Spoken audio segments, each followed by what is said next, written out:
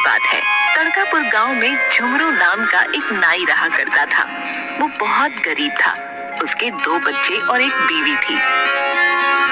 झुमरू गांव वालों के बाल काटकर ही अपना जीवन यापन किया करता था। एक दिन झुमरू की पत्नी, अजी सुनते हो, घर में खाने के लिए कुछ नहीं बचा है। दोपहर में बच्चे स्कूल से लौटेंगे तो क्या खिलाऊंगी उन्हें? आपका काम कब सही चलेगा? मैं जानता हूँ शर्मिली, लेकिन तुम ही बताओ मैं क्या करूँ। जब से मेरी दुकान के सामने कनवा ने अपनी दुकान खोली है, सब गांव वाले उसी की दुकान पर जाते हैं। वो अपनी मीठी मीठी बातों से गांव वालों को फुसला लेता है, जिसकी वजह से अब कोई भी गांव वाला मेरे पास बाल कटवाने नहीं आता है। लेकिन अगर ऐसा ही चलता रहा तो हम भूखे ही मर जाएंगे। देखिए जी, मुझे अपनी चिंता नहीं है, लेकिन हमारे 2 छोटे छोटे बच्चे हैं। मुझसे उनकी भूख नहीं देखी जाती। तुम चिंता मत करो, करता हूँ मैं कुछ। इसके बाद झुमरू वहाँ से चला जाता है और गांव के सरपंच के पास जाता है। गांव का सरपंच झुमरू को देखते ही, अरे झुमरू, तुम आओ आओ, कैसे आना हुआ भैया? बड़े उदास नजर आ रहे हो, सब ठीक तो है ना? सरपंच जी, मैं बहुत दुखी हूँ, इसलिए आपके पास आया हूँ। अब आप ही मेरी मदद कर सकते हैं। मैं और तुम्हारी मदद? हाँ बोलो झुमरू, क्या हुआ है? क्या मदद चाहिए तुम्हें? सरपंच जी, आप तो जानते ही हैं कि मैं कई सालों से गांव वालों के बाल काटने का काम कर रहा हूँ, लेकिन कुछ दिनों से मेरे पास कोई भी गांव वाला नहीं आ रहा है, जिसकी वजह से मेरे घर में एक भी अनाज का दाना नहीं है। मेरे 2 छोटे छोटे बच्चे हैं, अगर ऐसे ही चलता रहा तो मेरे बच्चे भूखे मर जाएंगे। लेकिन झुमरू, आखिर क्यों तुम्हारे पास कोई गांव वाला बाल कटाने नहीं आ रहा है? क्या तुमसे कोई गलती हो गई है? सरपंच जी, वजह वो कनवा है जिसने कुछ दिन पहले मेरी दुकान के सामने अपनी दुकान खोल ली है। वो किसी भी गांव वाले को मेरी दुकान में नहीं आने देता। बहुत चालाकी से गांव वालों को फुसला लेता है, जिसकी वजह से आज मेरी ये हालत हो गई है। अरे झुमरू, तो इसमें मैं क्या कर सकता हूँ भला है? अब जब कोई भी गांव वाला तुमसे बाल नहीं कटवाना चाहता तो क्या करूं बताओ? बाकी रही उस कनवा की बात, तो वो है ही एक नंबर का चालाक इंसान, सबको पता है। उससे तुम क्यों पंगा लेते हो भाई? मेरी मानो भैया तो तुम कोई और काम देख लो। ये आप क्या कह रहे हैं? सरपंच जी, मैं कई सालों से इस गांव में बाल काटने का काम करता आया हूँ। इसके अलावा तो मुझे कुछ आता भी नहीं। मैं क्या करूंगा? देखो भाई झुमरू, इसमें मैं तुम्हारी कोई मदद नहीं कर सकता हूँ, समझे? झुमरू बहुत उदास हो जाता है और वहाँ से निकल जाता है। झुमरू जब जा रहा होता है तो रास्ते में उसे एक गांव का आदमी मिलता है, जो झुमरू को पहले से ही जानता था। अरे झुमरू भैया, कहाँ जा रहे हो? और वो भी इतने उदास होकर? सब ठीक तो है ना भैया? नहीं भैया, कुछ भी ठीक नहीं है। मैं बहुत दुखी हूँ। कई दिनों से मेरी दुकान पर कोई गांव वाला नहीं आता, जिसकी वजह से मेरे पास बिल्कुल भी पैसे नहीं है और ना ही घर में अनाज का एक भी दाना है। घर में बीवी बच्चे भूखे हैं। अरे झुमरू भैया, ये तो बड़े दुख की बात है। चलो तुम मेरे साथ चलो। मेरे पास पैसे तो नहीं है, लेकिन मेरे घर में काफी सारा अनाज है। मैं तुम्हें उसमें से कुछ अनाज दे दूंगा। इसके बाद झुमरू उसके घर जाता है। वो आदमी एक अनाज की बोरी में से थोड़ा सा अनाज एक लाल रंग की पोटली में बांध देता है। ये लो झुमरू भाई, इस अनाज को पकाकर अपने बीवी बच्चों को खिला देना। तुम्हारा बहुत बहुत धन्यवाद मेरे भाई। मैं तुम्हारा ये एहसान कभी नहीं भूलूंगा। इसके बाद झुमरू वो लाल पोटली ले जा ही रहा होता है कि अचानक एक आदमी, जो एक चोर होता है, ये समझकर कि इस पोटली में धन है, झुमरू के हाथ से वो छीनकर भागने लगता है। झुमरू भी चिल्लाते हुए उसके पीछे पीछे भागने लगता है। चोर चोर, पकड़ो पकड़ो उसे। अरे भैया, मुझे मेरी पोटली लौटा दो। भैया ऐसा मत करो, मुझे मेरी पोटली वापस कर दो। झुमरू भागते भागते एक कुएं के पास पहुंच जाता है और चिल्ला ही रहा होता है कि उसे एक आवाज सुनाई देती है। जब झुमरू पलट कर देखता है तो एक बूढ़ा बाबा दिखता है, जिसके एक हाथ में लाठी और दूसरे हाथ में एक थैला होता है। अरे क्या हुआ बच्चे, क्यों चिल्ला रहे हो? सब ठीक तो है ना? क्यों इतने दुखी नजर आ रहे हो बच्चा? बाबा, मैं बहुत गरीब हूँ। गांव में कई सालों से बाल काटने का काम करता हूँ, लेकिन कुछ दिनों से कोई भी गांव वाला मेरे पास नहीं आता, जिसकी वजह से मेरे घर में अनाज का एक भी दाना नहीं है। मेरे बीवी बच्चे भूखे हैं बाबा। मुझे तुम भले इंसान लगते हो बेटा, मुझे बहुत तेज प्यास लगी है। क्या तुम कुएं से कुछ पानी निकालकर मुझे पिला सकते हो? तुम्हारी मेहरबानी होगी। चोर तो मेरा थैला लेकर भाग ही गया। अब इस बाबा की प्यास ही बुझा दूं। हाँ बाबा, क्यों नहीं, अभी निकालता हूँ पानी। झुमरू बाल्टी से कुएं का पानी खींचता है।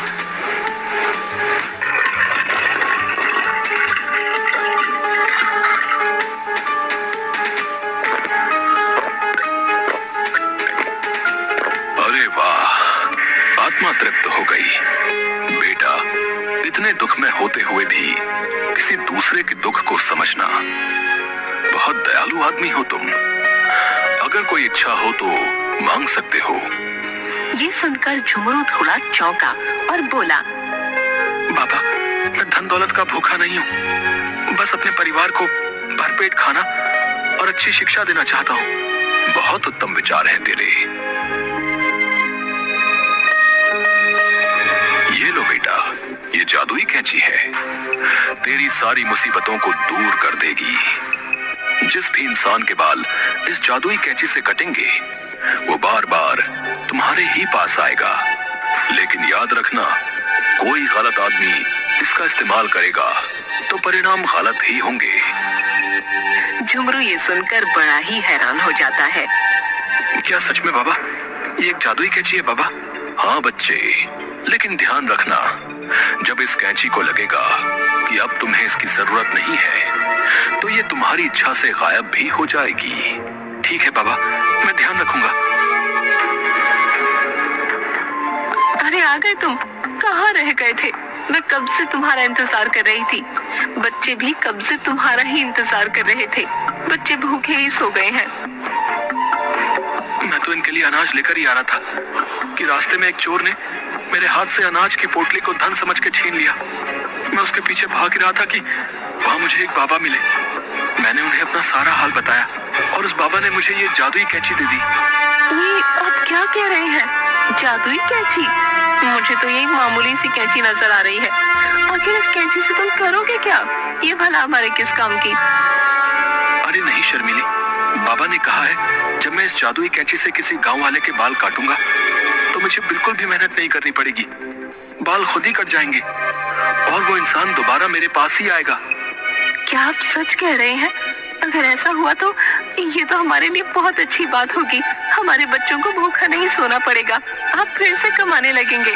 झुमरू सिर हिलाते हुए हाँ कहता है। इसके बाद सुबह होती है। झुमरू अपनी दुकान पर जाता है कि तभी उसे सामने से आवाज आती है। ये आवाज सामने वाले कनुआ की थी। क्यों झुमरू भैया, फिर से आ गए दुकान पर? अरे कोई नहीं आएगा तुम्हारी दुकान पर। सारे गांव वाले अब मेरी ही दुकान पर आने लगे हैं। मेरी मानो तो तुम अपनी दुकान अब बंद ही कर दो। आखिर कब तक यूं ही इस दुकान पर खाली बैठे रहोगे भैया? झुमरू उसकी बातें सुनकर बहुत उदास हो जाता है और किसी गांव वाले का दुकान में आने का इंतजार कर रहा होता है कि तभी एक लड़का उसकी दुकान में आता है। अरे भाई, मैं नया अभी कुछ ही दिनों पहले आया हूँ, मुझे अपने बाल कटवाने हैं। हाँ हाँ, क्यों नहीं भैया, मैं आपके ऐसे बाल बनाता हूँ कि आप खुश हो जाओगे। तभी झुमरू अपनी जादुई कैंची से उस लड़के के बाल काटने लगता है।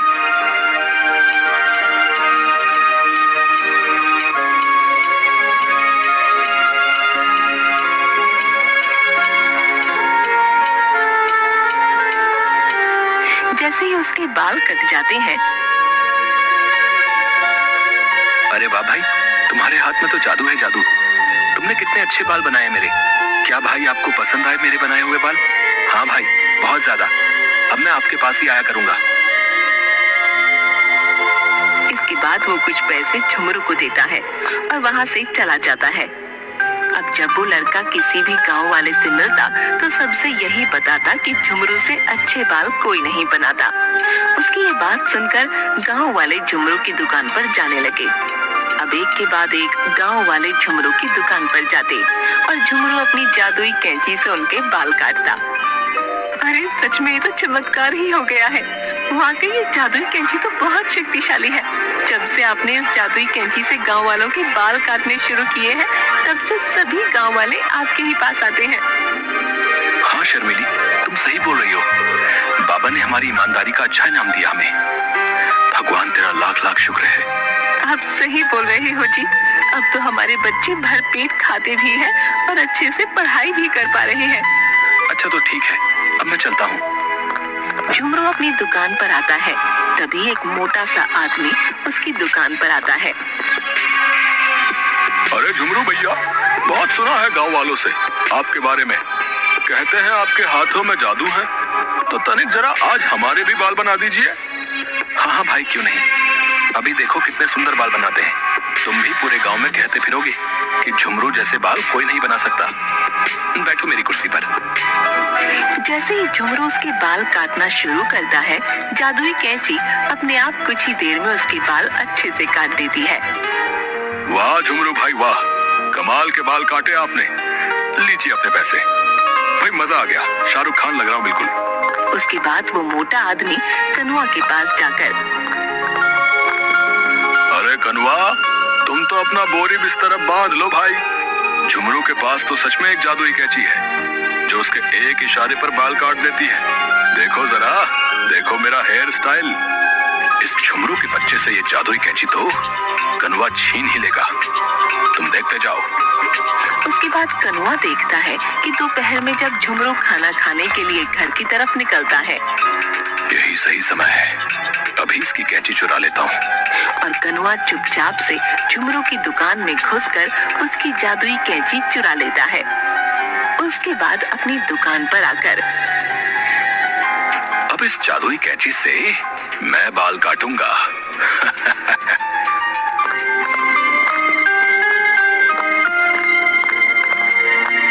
अरे कनवा भाई, एकदम हीरो स्टाइल में बाल बना दो।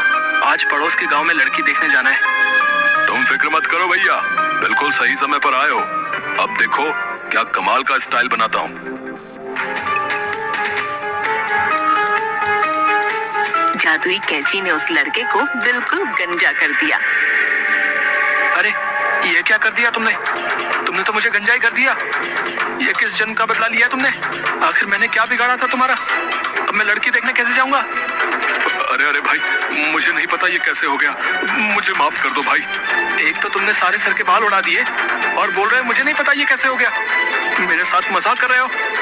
अब सारे गांव वालों को तुम्हारे इस कारनामे के बारे में बताऊंगा। ये अच्छा नहीं किया तुमने। ऐसा बोलता हुआ लड़का वहाँ से चला जाता है। उधर दूसरी तरफ झुमरू जब सब तरफ अपनी कैंची खोज रहा था, अब यही तो रख कर गया था। कहाँ चली गई मेरी कैंची? किसने चुरा ली? अरे अब मैं क्या करूंगा? और रोता हुआ अपनी दुकान के बाहर बैठ गया। थोड़ी देर बाद एक और आदमी कनुआ की दुकान पर आता है। अरे कनुआ भाई, जरा मेरे बाल काट दीजिए। मेरे दोस्त की शादी है, वहाँ जाना है। दिखाओ भाई अपने हाथों का जादू है। हाँ भाई, क्यों नहीं, अभी बना देता हूँ। आपके सुंदर बाल, आपके सारे दोस्तों में आप ही चमकोगे। लेकिन जैसे ही कनुआ उसके बाल में कैंची चलाने लगता है, कैंची उस आदमी के बालों पर न चलकर उसके कपड़े काटने लगती है और एक एक करके उस आदमी के सारे कपड़े काट देती है। उसके बाद कैंची ने कनुआ के भी बाल उड़ा दिए। भाई क्या कर रहे हो? ये सारे कपड़े काट दिए मेरे। अरे कैसे काम करते हो तुम? हटो, अभी अभी नए कपड़े पहन कर आया था। अब इसकी भरपाई कौन करेगा बताओ? भाई इसमें मेरी कोई गलती नहीं। ये कैंची मेरे कहने से नहीं चल रही थी, अपनी ही मनमर्जी कर रही थी। मुझे माफ कर दो। अभी मुखिया जी को शिकायत करूंगा तुम्हारी। रुको। और वो आदमी गुस्से से वहाँ से चला गया। सब तो इसे जादुई कैंची बता रहे थे। इसने तो मेरा सारा धंधा ही चौपट कर दिया। अपनी दुकान के बाहर बैठा झुमरू सब देख रहा था। तभी झुमरू कनुआ के पास आकर, कनुआ, तुमने ही मेरी जादुई कैंची चुराई है ना? हाँ झुमरू, तुम्हारे पास ज्यादा ग्राहक आते देख मुझे जलन होती थी, इसलिए मैंने तुम्हारी जादुई कैंची चुरा ली। लेकिन इसने तो मेरा सारा काम ही बिगाड़ दिया, क्योंकि ये एक जादुई कैंची है। मेरी ईमानदारी और इंसानियत के नाते मुझे एक बूढ़े बाबा ने दी थी। कोई गलत नियत से अगर इसका इस्तेमाल करना चाहेगा तो ये काम नहीं करेगी। मुझे माफ कर दो झुमरू भाई, अब से ऐसी गलती नहीं करूंगा। एक गांव में ही रहना है हम लोगों को, तो क्यों ना ईमानदारी से बिना किसी छल कपट के काम किया जाए। हे जादुई कैंची, अब से मुझे आपकी जरूरत नहीं है। कृपा करके आप वापस चली जाओ। झुमरू के ऐसा कहते ही जादुई कैंची गायब हो जाती है और उसके बाद झुमरू और कनवा अपनी अपनी दुकान पर ईमानदारी से काम करने लग जाते हैं और कभी लड़ाई नहीं करते। जादुई कैंची ने जाते वक्त अपना जादू झुमरू के हाथों में डाल दिया था, जिससे कि अब झुमरू जिसके भी बाल काटता सब उसकी कारीगरी के दीवाने हो जाते और खूब भीड़ उसके पास लगी रहती।